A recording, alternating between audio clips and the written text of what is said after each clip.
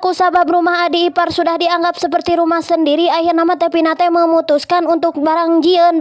naon cenah teh Pina, barang jieun bala-bala biar ada lebokeun. Kusabab adik iparna keur berbelanja cenah, jadi we teh Pina teh nyanyahoanan we erek nyieun bala-bala, soalna ini teh meuni geus lalapar isu keneh teh can aya hakaneun. Bae da ceuk adik ipar oge sok we cenah Pin bisi erek nyieun mah nyieun naon we cenah, jig barang jieun ku sorangan cenah nya, abi rek ka pasar heula akhirna mah teh Pina teh nyieun we cenah nyieun bala-bala dengan bahan saayana ieu teh cenah, kusabab ieu teh bahan sesa urut nyieun bolu mangkukna cenah, ieu teh aya tarigu sacangeum mah cenah tuh, bari ieu teh henteu walatra-walatra acan. Akhirna mah teh Pina teh ieu teh nungguan adik ipar we cenah balik, ieu tariguna da kurang cenah teh Pina teh hoream ka warung tuh, akhirna mah teh carita mah cenah geus beres we, pokona mah digorengkeun da teh Pina teh geus teu kuat lapar. Teh pokona mah geus digorengkeun kieu teh tong poho dibulak balik we, digulah goleh bilih tutung tah, lamun geus asak jangan poho dilebok.